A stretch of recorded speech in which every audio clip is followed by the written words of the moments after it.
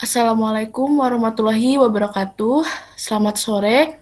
Yang terhormat pada Bapak Widi Hayu Hardika Nugraha Putra, Eskom Mkom, selaku Ketua Program Studi Teknologi Informasi, dan juga yang saya banggakan teman-teman mahasiswa Teknologi Informasi. Sebelum kita memulai kegiatan Open Talk pada sore hari ini, mari kita ucapkan puji dan syukur kehadiran Tuhan Yang Maha Esa, sehingga kita dapat mengikuti kegiatan Open Talk pada sore hari ini. Sebelum masuk ke inti acara, dimohon untuk para mahasiswa bisa melakukan absen dengan mengisi link Google Form yang akan tersedia di kolom chat Meet.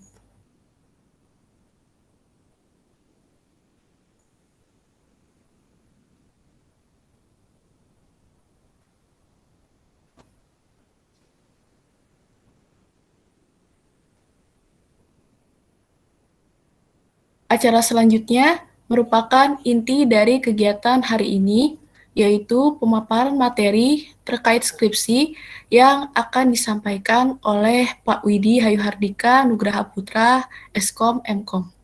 Kepada Pak Widi, waktu dan tempat kami persilahkan. Baik, terima kasih. Assalamualaikum warahmatullahi wabarakatuh. Rekan-rekan mahasiswa sekalian yang saya banggakan, Alhamdulillah kita bisa bertemu hari ini untuk open talk terkait skripsi. Ini mungkin apa namanya? Saya ingin di sini mengadakan open talk untuk melihat bagaimana sejauh apa progres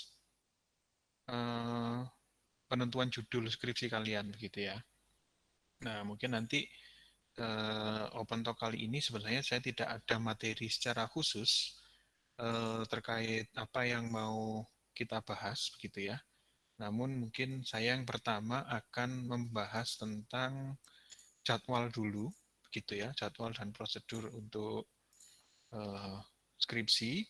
Kemudian nanti berikutnya saya akan memberikan mungkin kita gunakan untuk diskusi apa namanya topik-topik yang kira-kira mungkin kalian belum dapat begitu ya, yang belum mendapatkan topik nanti mungkin bisa saya tawarkan beberapa topik yang baru. Nah, seperti itu. Nah, untuk jadwal dulu begitu ya. Untuk jadwal, jadi mungkin yang perlu dipahami bahwa jadwal itu akan selalu sesuai dengan di Philcom Apps. Ya, jadi pasti akan selalu sesuai dengan Philcom Apps. Jadi jadwal untuk semester ganjil tahun 2021 ini adalah di uh, Desember tanggal 23. Ya. Nah, biasanya ini adalah jadwal, jadi jadwal yang ada di Philcom itu pasti nanti akan ada banyak perubahan terkait kebijakan, terkait penambahan waktu itu pasti akan apa namanya menyesuaikan kebijakan dari WD1. Jadi semua penjadwalan ini akan selalu dikeluarkan oleh WD1. Nah, dalam kaitannya dengan batas semester, itu semester terakhir kalian harus sudah sidang itu adalah di tanggal 23 Desember. Itu untuk jadi penjadwalan sidang terakhir itu tanggal 23 Desember. Nah, untuk yang sudah sidang tanggal 23 Desember itu biasanya yang bisa yudisium ikut di semester ganjil. Nah, apakah kemudian nanti masih ada perpanjangan? Biasanya ada, gitu ya. Biasanya ada perpanjangan mungkin 1-2 minggu.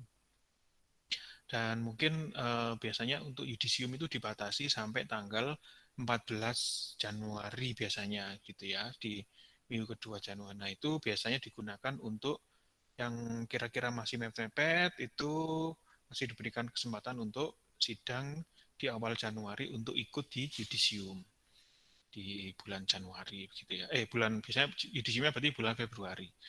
Nah, untuk amannya kalian tetap harus ikuti saja jadwal yang ada di Philcom Apps 23 Desember. Nah, kemudian prosedur untuk skripsi itu adalah sebenarnya kalian melakukan pengajuan proposal dulu melalui apps, kemudian diverifikasi oleh akademik, kemudian dosen pembimbing akan ditentukan oleh Kaprodi, kemudian surat tugas terbit, baru kalian bisa lakukan P0, P1, P2, dan seterusnya. Nah, untuk kemudian bagaimana proses pengajuan proposal? Proses pengajuan proposal itu kalian bisa langsung menghubungi dosen yang kalian eh, tuju, begitu ya. Jadi yang kira-kira risetnya sesuai atau keminatannya sesuai, itu langsung aja dikontak. Apakah harus dari TI? Diupayakan dari satu prodi ya, dari TI. Kalau tidak ada, mungkin misal harus dosen luar prodi, itu bisa diatur kalian mungkin dosen pembimbing satunya dari TI, dosen pembimbing duanya dari luar prodi. Itu bisa, nggak ada masalah. Tapi nanti mungkin diutamakan yang ada di prodi TI dulu, begitu ya.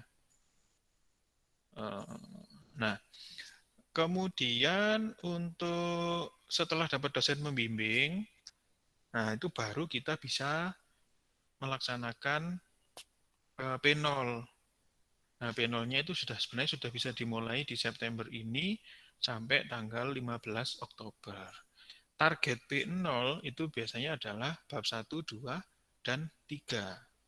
Itu sudah ditulis begitu ya. Jadi yang dipresentasikan adalah hingga metodologi eh, apa namanya? Penelitian. Nah, kemudian di penilaian P1, penilaian P1 itu tergantung dari target yang diberikan oleh masing-masing pembimbing.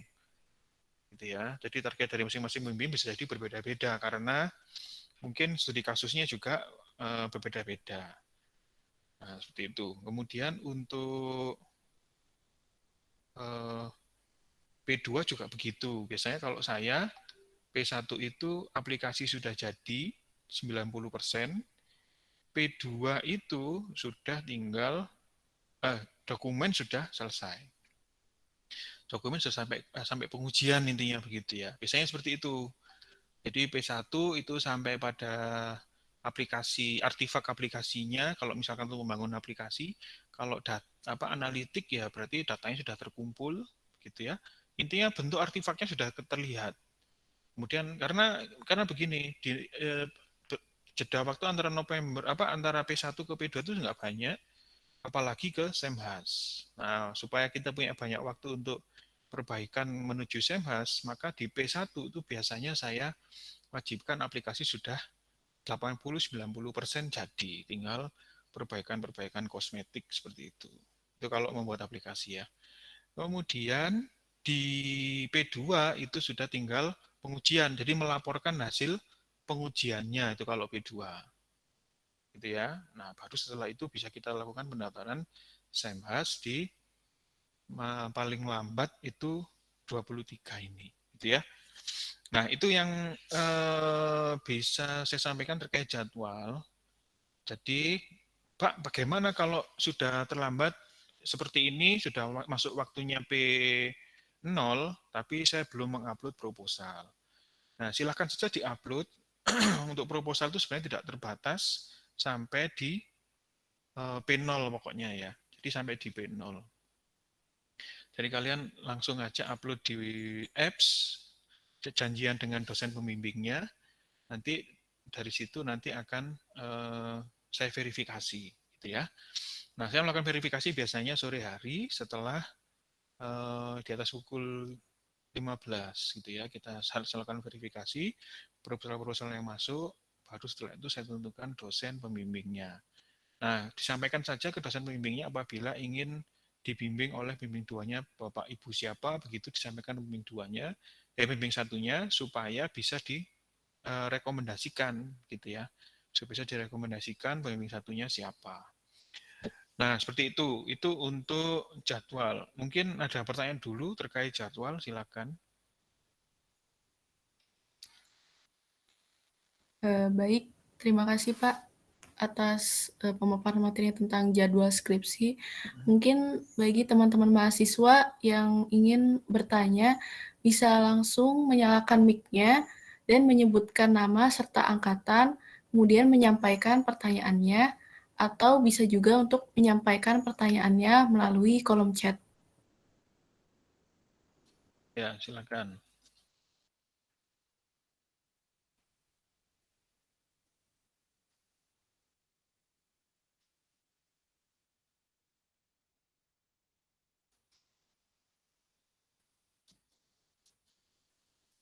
Mungkin ada yang sudah yang belum terjadwal, sebelum upload proposal, kemudian ada yang kesulitan uploadnya, ataukah bagaimana kesulitan menghubungi dosen pembimbing, atau bagaimana, silakan. Karena ini juga di dalam minggu-minggu ini, Bapak Ibu dosen juga sedang ada ini ya, seminar Siet Sentrin.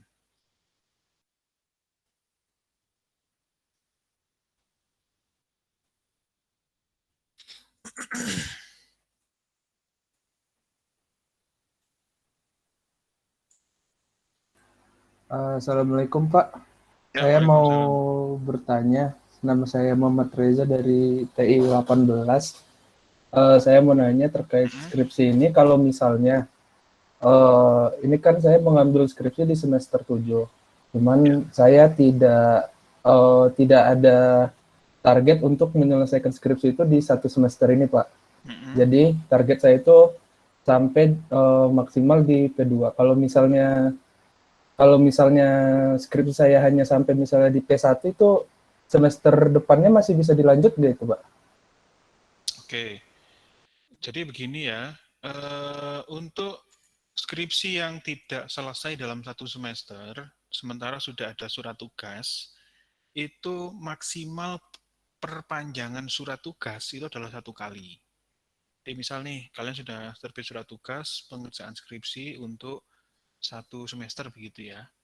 Nah, nanti kalau tidak selesai, itu wajib diselesaikan di semester berikutnya dengan cara perpanjangan surat tugas.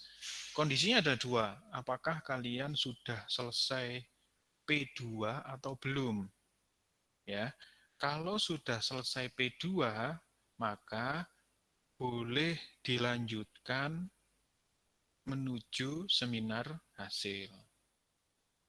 Nah, apabila belum P2 tapi sudah P1, itu tetap harus kembali mengulang ke P0. Seperti itu. Jadi pilihannya ada 2. Kalau kalian sudah P2, maka boleh lanjut ke Semhas. Tapi kalau belum P2, jadi masih P1 atau masih P0, itu ya harus kembali lagi. Intinya begitu. Tapi itu boleh judul dan pembimbing yang sama pun boleh, tapi prosesnya harus diulang. Seperti itu. Kecuali nanti ada kebijakan seperti 2 semester yang lalu, ya 2 semester yang berturut-turut ini karena efek dari pandemi, kesulitan mengambil data dan sebagainya, perpanjangan surat tugas itu dilakukan minimal P1 tapi dengan atas rekomendasi dari dosen pembimbing. Jadi dosen pembimbing akan merekomendasikan kepada akademik bahwa mahasiswa yang sedang mengerjakan skripsi ini boleh melanjutkan ke P2. Itu. Jadi itu atas rekomendasi saja. Ya, secara defaultnya bahwa kalian apabila tidak bisa menyelesaikan P2, maka harus kembali ke P0. Ini yang begitu. Dan itu kesempatannya hanya sekali ya, hanya sekali kesempatannya. Misalkan perpanjangan surat tugas, kemudian sudah sampai P2 begitu ya, sudah sampai P2 selesai, diperpanjang, kemudian ternyata nggak selesai lagi, ya itu tidak akan diperpanjang lagi, tapi harus mengulang mulai dari proposal. Itu ya, jadi harus mengulang dari proposal. Nanti akan dilakukan penentuan dosen pembimbing lagi, penentuan ini dan seterusnya. Begitu. Semoga bisa dipahami ya. Ada lagi mungkin yang lain?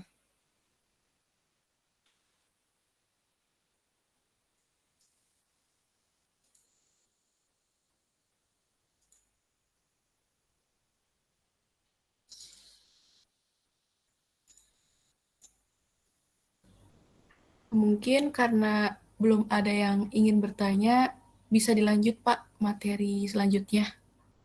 Ya.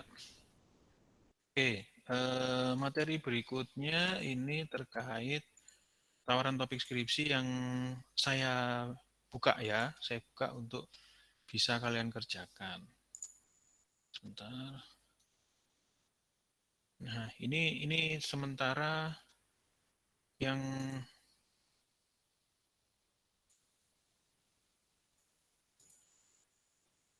ada, tapi tidak menutup kemungkinan nanti akan saya tambahkan beberapa gitu ya. Nah, tawaran topik skripsi, jadi ini ada 3 tawaran baru yang untuk yang belum mendapatkan topik skripsi, nanti bisa menghubungi saya. Jadi yang pertama pembangunan sistem informasi mobile map layer berbasis REST API GeoJSON. Jadi ini kaitannya dengan SIG, informasi geografis. Yang pertama ya, ini saya jelaskan saja secara lisan. Jadi ada sebuah sistem peta digital, begitu ya, peta digital yang memiliki data dalam bentuk GeoJSON. Nanti bisa kalian cari GeoJSON itu apa. Harusnya mungkin di SIG sudah diajarkan ya GeoJSON. Nah, yang diminta adalah kalian membuat mobile apps-nya untuk menampilkan, yang pertama menampilkan peta dasar, bisa dari apa namanya Google ataukah dari OpenStreetMap, bebas peta dasarnya. Kemudian ditambahkan layer-layer sesuai dengan data GeoJSON yang ada. Nah, ini kaitannya dengan peta yang ada di sebuah pemerintah daerah, namanya peta keruangan, gitu ya, peta keruangan. Jadi misal di satu kota itu ya kan ada tuh wilayah, oh ini wilayah pendidikan karena mungkin banyak sekolah. Kemudian ini wilayah perdagangan karena mungkin ada pasar dan seterusnya. Ini wilayah industri, ini wilayah rawan bencana, ini wilayah hutan lindung, ini wilayah taman hijau dan seterusnya. Itu eh, perlu untuk ditampilkan dalam bentuk layer-layer yang bisa di enable dan di disable gitu ya. Jadi mungkin gambaran tampilannya adalah sebuah aplikasi mobile jika dibuka kemudian nanti akan muncul maps dengan menu untuk checkbox seperti itu ya, checkbox yang berisi daftar dari layer yang ada dalam database. Nah, kalian mungkin bisa enable dan disable dengan menggunakan checkbox-nya. Seperti itu. Jadi misalkan pada saat diklik, saya ingin menampilkan peta wilayah pemukiman gitu ya. Nanti di Maps akan muncul area di atas peta dasar begitu ya. Di atas peta dasarnya adalah peta geografi. Bisa pakai Google, pakai OpenStreetMap tadi begitu ya. Kemudian di atasnya diberikan layer-layer dari GeoJSON yang ada. Nah, seperti itu intinya begitu. Itu aplikasi yang pertama, sistem informasi yang pertama. Kenapa kok saya tawarkan? Karena ini kecukupannya adalah ini menggunakan mengintegrasikan begitu ya dua platform aplikasi yaitu mobile apps dan web apps. Nah, webnya nanti diwakili dengan REST API. Kemudian, nah ini juga yang kedua, pembangunan informasi mobile untuk pengusulan proposal bantuan dana sosial berbasis REST API. Ini ada studi kasus di pemerintah daerah, yaitu ada jadi pemerintah daerah itu membuka sebuah, kalian mungkin relevansinya adalah kalau di mahasiswa, kemahasiswaan adalah beasiswa gitu ya. Jadi untuk mengusulkan sebuah dana bantuan sosial begitu ya, itu targetnya adalah kelompok tani gitu ya, kelompok tani yang memerlukan bantuan dana untuk pengembangan usahanya. Nah, dari situ kelompok tani ini boleh mengajukan data-data dalam bentuk mobile apps gitu ya, mobile apps supaya lebih mudah nanti pada saat adanya notifikasi kah atau apa terkait dengan usulannya, misalkan ada yang kurang dan seterusnya, itu lebih mudah, tidak harus hard copy.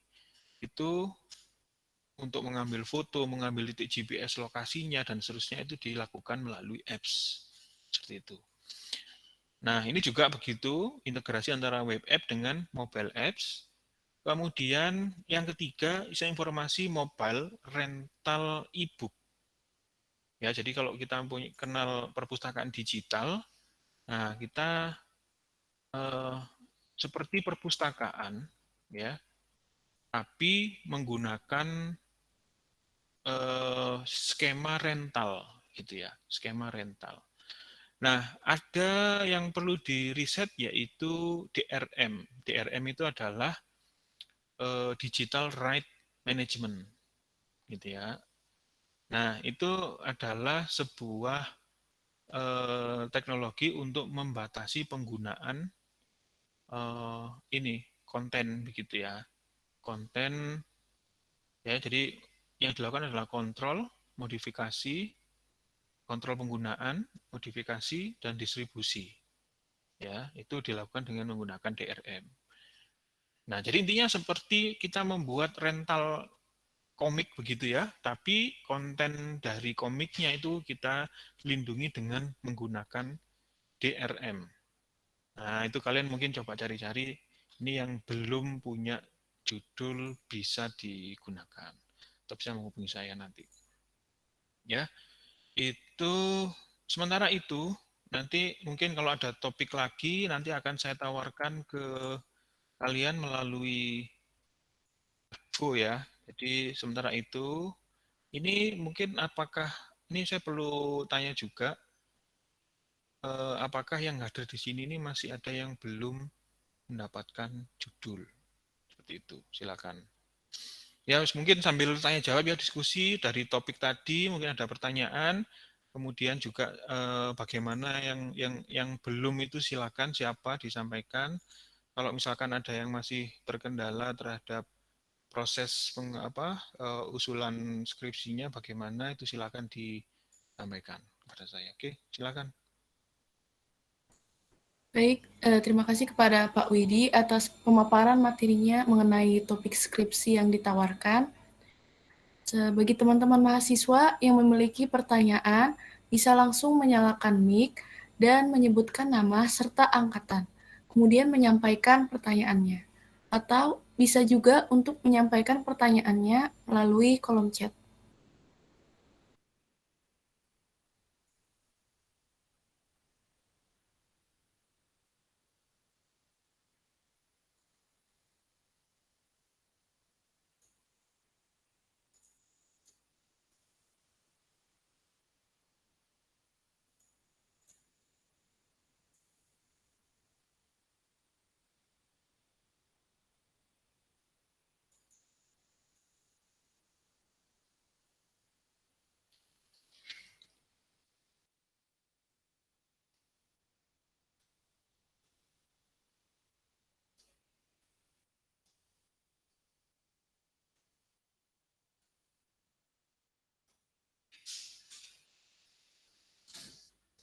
Kan jika ada pertanyaan.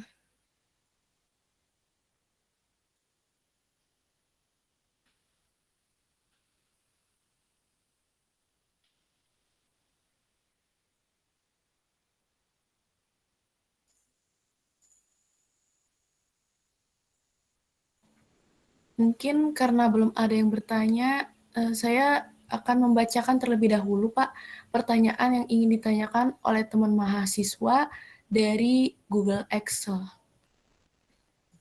Ya, silakan. Ada dari Hana Cynthia Morama, angkatan 2018. Izin bertanya, Pak, kapan verifikasi Kaprodi dilakukan pada Philcom Apps untuk mendapatkan surat tugas skripsi? Dikarenakan sedang menunggu verifikasi oleh Bapak. Terima kasih. Ya, untuk proses verifikasi ini masih saya lakukan karena juga melihat beban bimbingan dosen ya. Ini ada beberapa yang sudah masuk Namun ini saya masih petakan dosen-dosen yang bisa memberikan bimbingan gitu ya. Tapi nanti sore ini semua, jadi ini sudah masuk 22 proposal. Ini hari ini, sore ini akan saya verifikasi semua ini.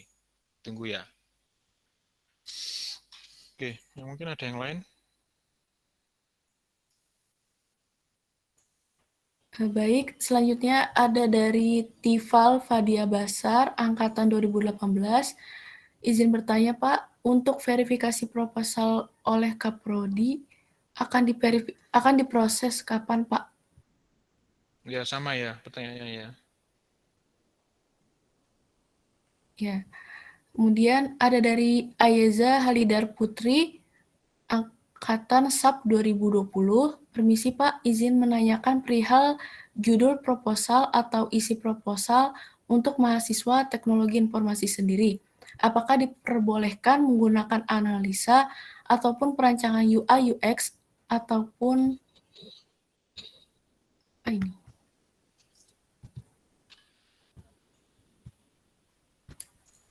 Oh, segitu saja Pak. Terima kasih. Ya, langsung saya jawab. Kalau untuk UI UX itu sebenarnya mata kuliah yang mendukung untuk analisis UI UX itu masih kurang, sangat kurang sekali. Jadi syarat untuk menjadi topik skripsi itu adalah kalian bisa memilih di mata kuliah pilihan gitu ya. Sekarang teorinya bagaimana? Kalian bisa menguasai teori untuk UI UX misalkan human centered design ataukah yang lain begitu ya. Design thinking atau yang lain di mana itu diperlukan untuk melakukan analisis UI UX. Dan itu adalah teori-teori yang mandatori begitu ya, yang sifatnya wajib harus ada. Nah, sementara kita tidak ada mata kuliah yang memperdalam UI UX. Jadi kalau saran saya, kalau memang kalian berminat di UI UX, coba cari topik-topik yang sifatnya implementatif begitu ya. Misal experience penggunaan eh, pembayaran berbasis blockchain pada sebuah sistem X yang mungkin kalian temukan. Nah, itu mungkin bisa gitu ya. Nah, itu baru bisa. Jadi ada unsur integrasi teknologi yang kalian bahas experience-nya. Nah, itu boleh.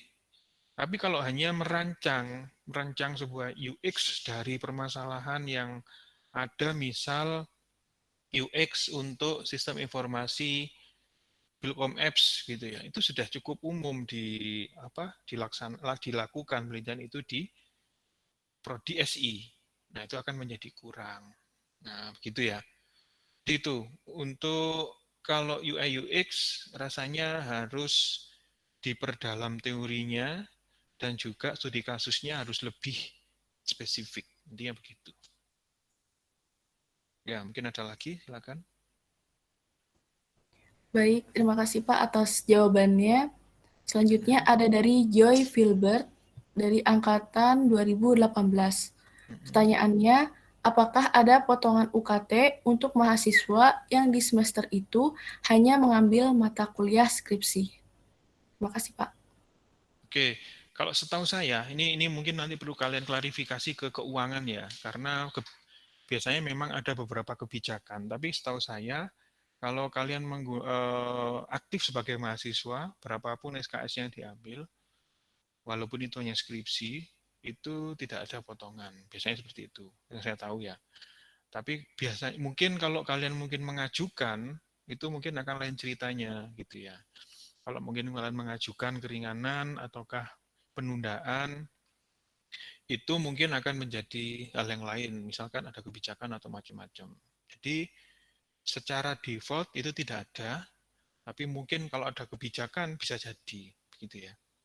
Jadi mungkin dicari aja informasinya atau diajukan melalui keuangan atau akademik dari fakultas ya. Itu ranahnya fakultas.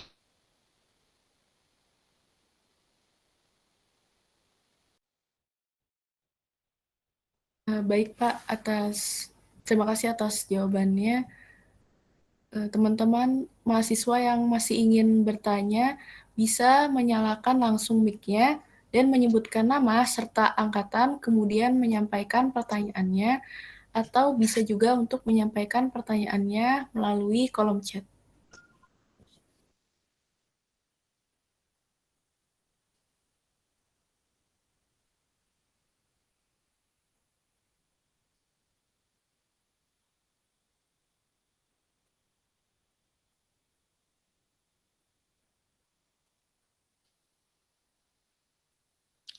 Gimana?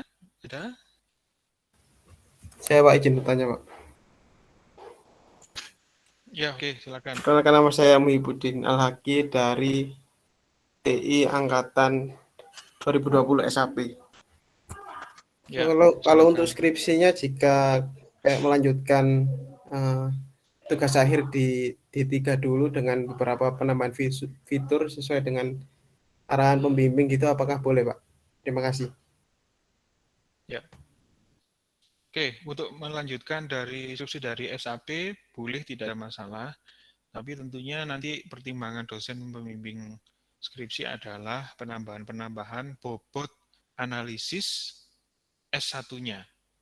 Ya, jadi ciri-ciri utama dari penelitian S1 adalah ada analisis terhadap penelitian yang dilakukan, bukan hanya implementatif.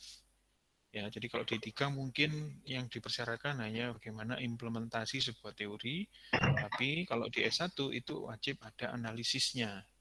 Entah itu pengujiannya kah, atau bagaimana penerimaannya, atau bagaimana implementasinya, itu nanti akan kalian dapatkan dengan diskusi dengan dosen pembimbing. Jadi memang harus diskusi dengan pembimbing dulu.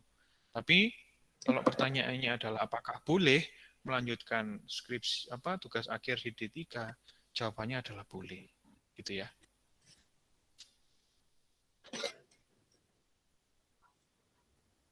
Silakan, ada yang lain?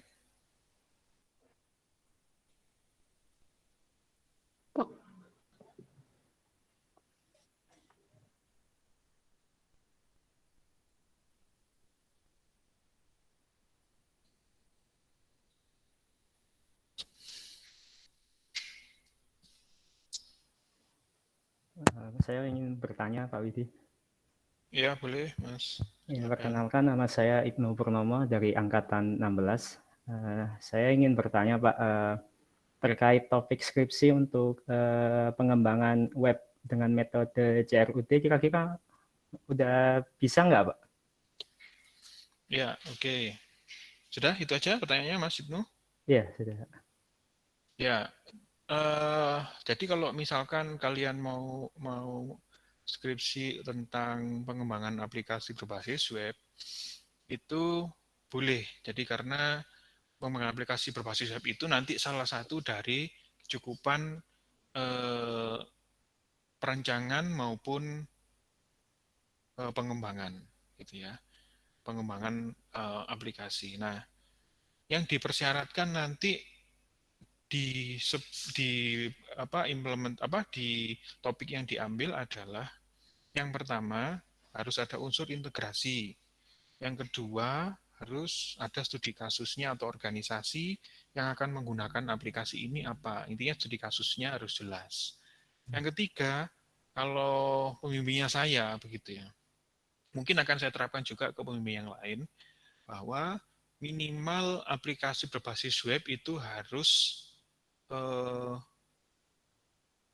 menggunakan fitur CRUD, harus ya, harus wajib ada, tidak boleh hanya view saja ataukah sebagian, ini harus CRUD.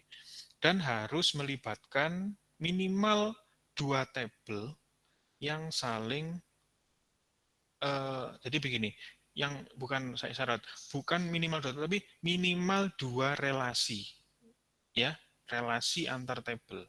Misalkan nih ada tabelnya 5, yang berelasi ada 2 relasi, yaitu tabel 1 ke 3 dan juga 2 ke 5. Relasinya apa? One to many biasanya seperti itu. Itu boleh. Jadi minimal menggunakan 2 relasi one to many. Jadi syaratnya begitu. Yang pertama CRUD minimal, kemudian yang kedua minimal menggunakan 2 relasi one to many atau many to many, gitu ya. Nah, seperti itu. Untuk apa namanya?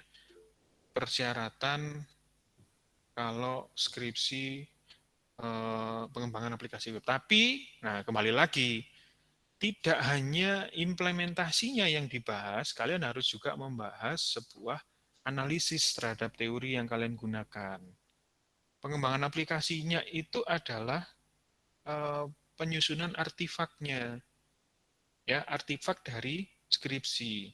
Dalam rangka skripsi, jadi ceritanya dalam rangka skripsi terpaksa kamu membuat sebuah aplikasi. Intinya begitu. Jangan dibalik begitu ya. Karena membuat aplikasi maka saya harus melakukan analisis atau pengujian. Itu kebalik. Jadi harusnya dalam rangka skripsi maka terpaksa saya membuat aplikasi. Nah, aplikasinya tadi seperti itu. Nah, dari penelitian utamanya justru di bagaimana aplikasi itu kamu analisis. Gitu ya. Apakah itu efektivitasnya, efisiensinya, ataukah availability-nya dan seterusnya. Apa yang kamu uji dari situ? Nah, biasanya pengujian ini harus relevan dengan studi kasusnya, masalahnya apa, organisasinya apa yang menggunakan. Misal, organisasinya Gojek misal. Gojek punya masalah apa? Kan begitu ya. Masalahnya sebuah masalah X. Nah, apakah X ini terselesaikan dengan kamu membuat aplikasi? Nah, itu pertanyaan besarnya. Kalau itu tidak bisa terjawab, ya percuma membuat aplikasi, kan begitu. Walaupun aplikasinya canggih, tapi kamu tidak bisa membuktikan bahwa aplikasi itu menyelesaikan sebuah masalah. Nah, itu tidak bisa dianggap sebagai hasil penelitian, gitu ya. Hasil penelitiannya adalah bagaimana saya membuat sebuah aplikasi dan itu bisa menyelesaikan masalah yang ada di organisasi. Nah, intinya begitu. Ya, Mas Ibnu ya. Ya, Silakan, ada yang lain? baik Pak, terima kasih Pak.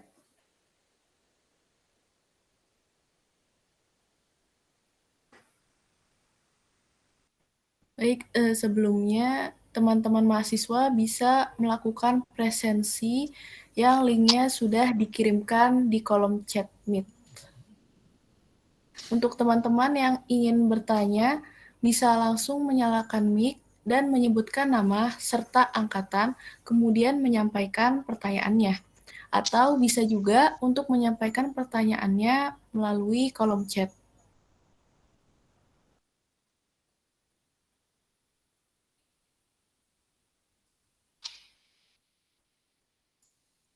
Permisi Pak, izin bertanya. Ya, boleh Mas Januar. Ya, nama saya Yanuar dari Angkatan 2018, izin bertanya. Kan topik skripsi saya kan tentang analisis sentimen menggunakan text mining ya Pak ya. Ya. Dan dari Bapak sendiri tadi memberitahu harus mempunyai mata kuliah yang relevan. Ya.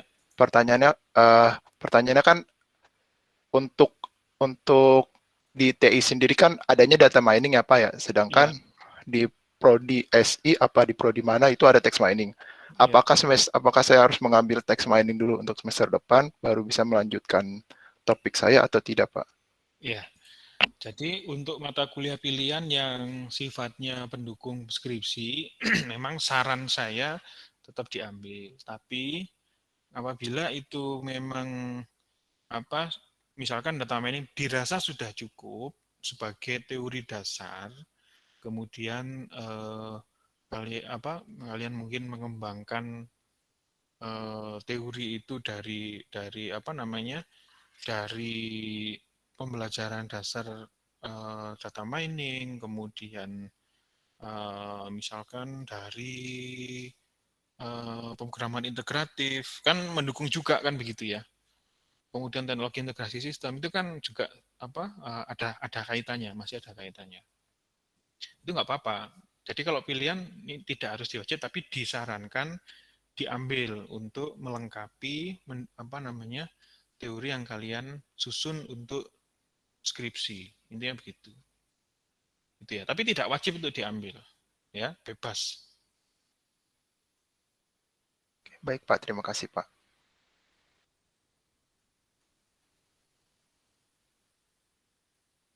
Ada lagi yang lain?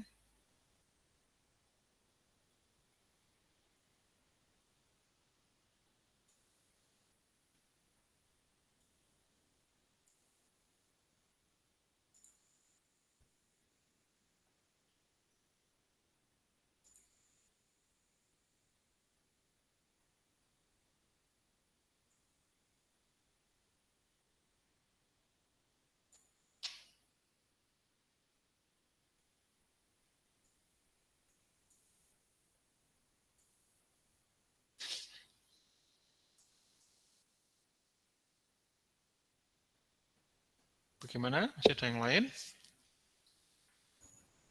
Bagi teman-teman mahasiswa yang memiliki pertanyaan, bisa langsung menyalakan mic-nya dan menyebutkan nama serta angkatan, kemudian menyampaikan pertanyaannya. Atau bisa juga untuk menyampaikan pertanyaannya melalui kolom chat.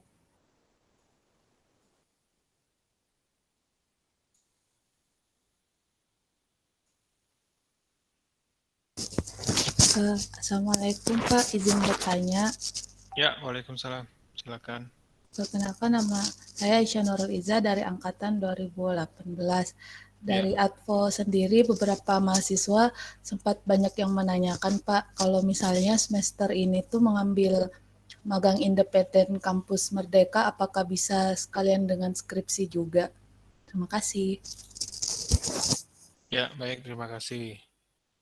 Oh iya, ini mungkin sekalian saya ingatkan terkait magang industri. Ini khusus topik magang industri ya.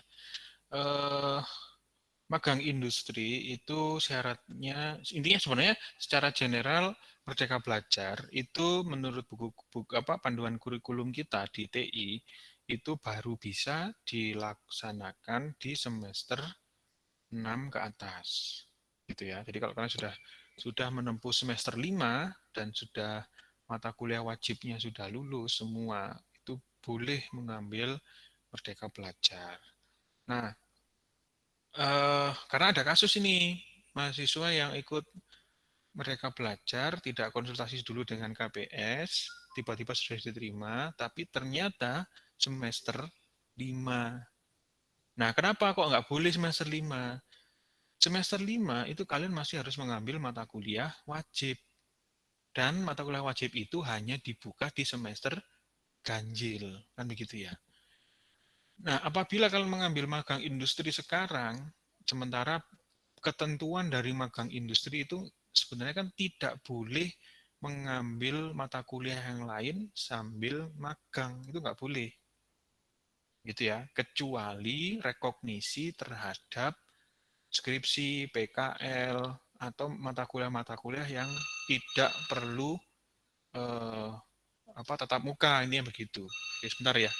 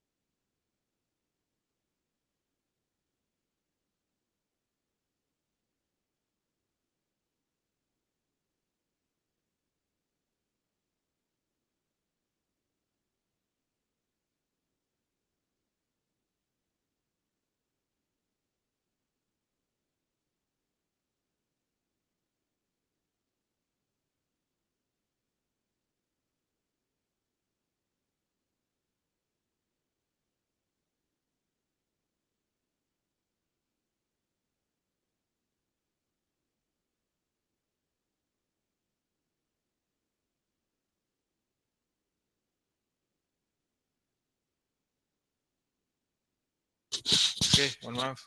Saya lanjutkan ya. Jadi, ada yang mengambil magang industri, tiba-tiba sudah terdaftar, sudah pelaksanaan, ternyata sudah dilaksanakan bahkan di semester yang lalu, gitu ya.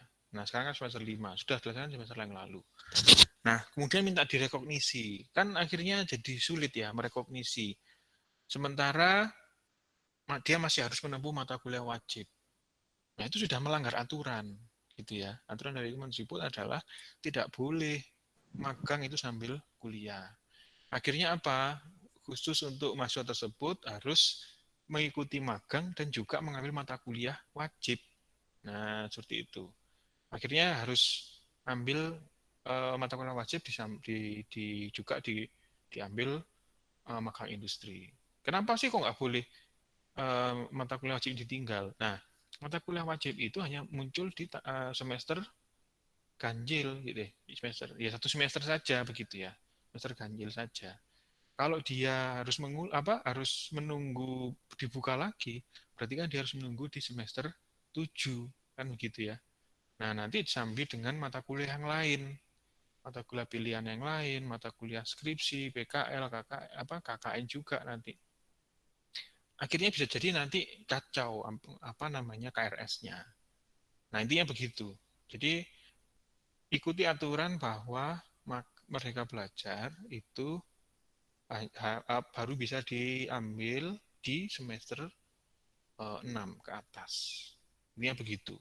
Nah, kemudian tadi pertanyaannya apa ya, Mbak Aisyah ya? Pertanyaannya tadi Pak, apakah bisa magang di kampus Merdeka sambil skripsian juga? Ya, oke. Kalau magang kemudian diakui sebagai skripsi selama pekerjaannya sama, begitu ya, itu boleh diambil atau diakui sebagai skripsi. Jadi misal nih, magang sekaligus pekerjaan di magangnya itu digunakan sebagai skripsi, itu boleh. Tapi tetap harus bimbingan, harus P0, P1 dan seterusnya. Itu tetap harus ada supaya bisa dianggap lulus. Gitu ya. Jadi nanti diinformasikan saja kepada saya, misalkan Pak, saya mau merekognisi magang ini PKL dan skripsi saya mau taruh di sini. Boleh, nggak ada masalah. Gitu ya. Jadi nggak ada masalah. Intinya persyaratan sudah terpenuhi. Ya, persyaratan untuk mengambil skripsi sudah terpenuhi. Ya, yaitu mata kuliah wajib sudah selesai dan juga nilai E tidak ada gitu ya. Intinya yang syarat-syarat skripsi.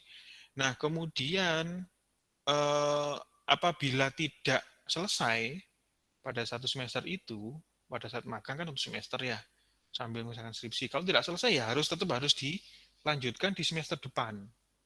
Gitu. Tidak kemudian diakui sebagai selesai. Gitu. Jadi nilai skripsinya akan tidak lulus K begitu. Nilai lainnya ada. Makanya magang industri itu kita konversi ke beberapa mata kuliah. Mata kuliah Merdeka Belajar dan juga mata kuliah internal prodi. Special course gitu kan. Bisa skripsi, bisa mata kuliah pilihan, atau yang lain. Sesuai dengan permintaan dari mahasiswa dan juga akomodasi dari Kaprodi. Itu yang begitu. Oke, semoga bisa menjawab ya, Mbak Isya. Baik Pak, terima kasih. Oke, silakan berikutnya. Baik, selanjutnya ada yang bertanya, Pak. Dari Ayaza Halidar Putri. Permisi Pak, izin menanyakan perihal topik mengenai evaluasi tata kelola TI di sebuah perusahaan dengan menggunakan COVID-5 Pak. Terima kasih. Ya, untuk evaluasi tata kelola TI ini juga hampir sama dengan UI UX.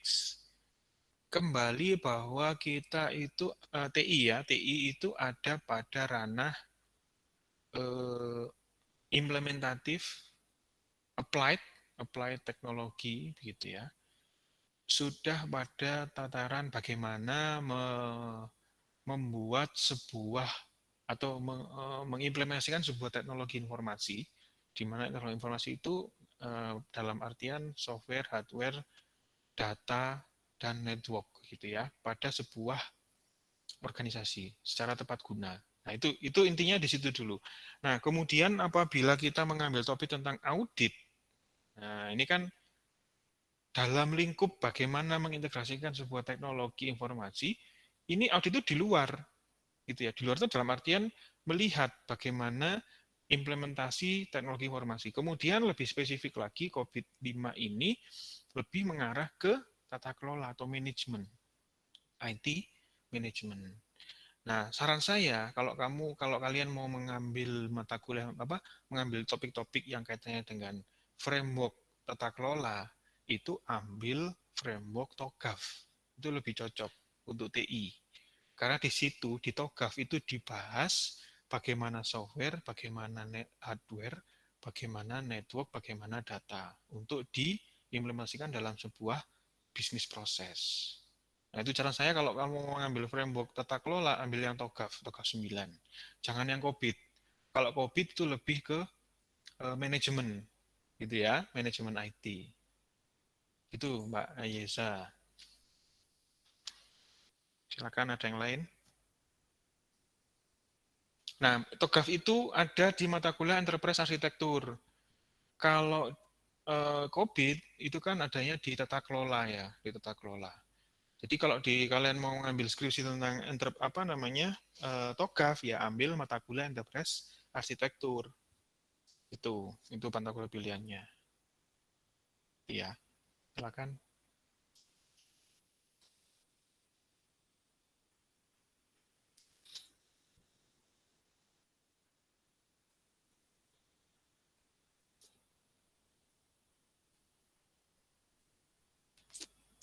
Ada lagi?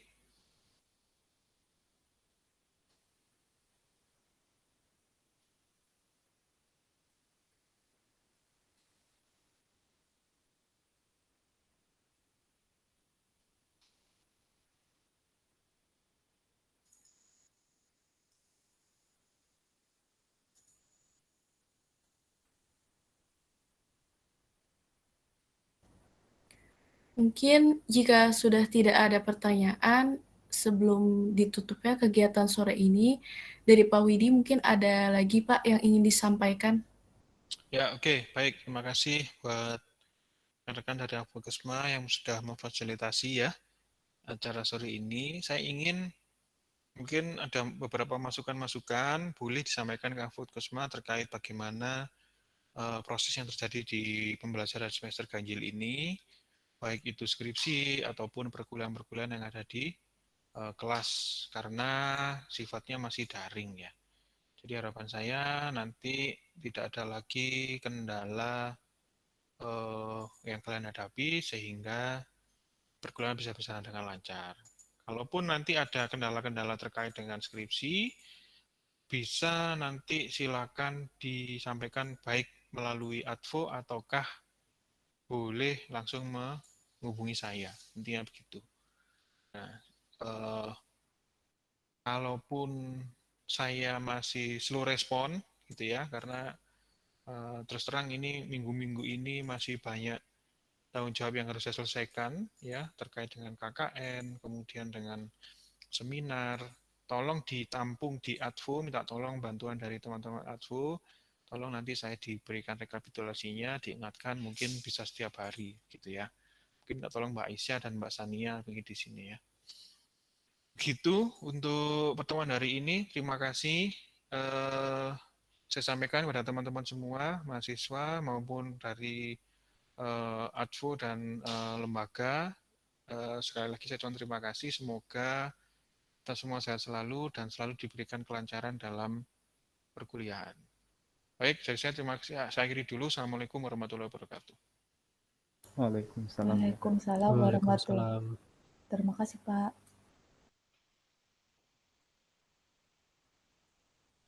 Baik, karena tidak ada lagi yang ingin disampaikan, maka kegiatan Open Talk pada hari ini kami tutup. Terima kasih teman-teman mahasiswa atas kehadirannya. Semoga dengan adanya kegiatan ini dapat menambah wawasan bagi teman-teman semua. Terima kasih kepada Pak Widi dan teman-teman yang telah hadir. Saya tutup. Wassalamualaikum warahmatullahi wabarakatuh. Waalaikumsalam warahmatullahi wabarakatuh.